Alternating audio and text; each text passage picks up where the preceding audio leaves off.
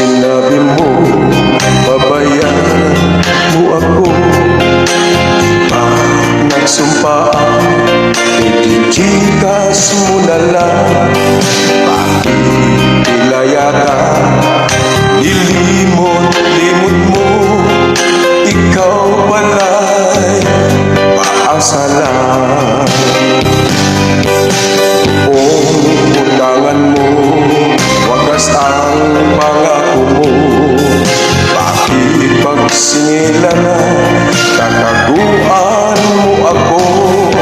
Natapusin talaga, lalo't pa kailangan ko. Ngayon umaasa sa bayad mo.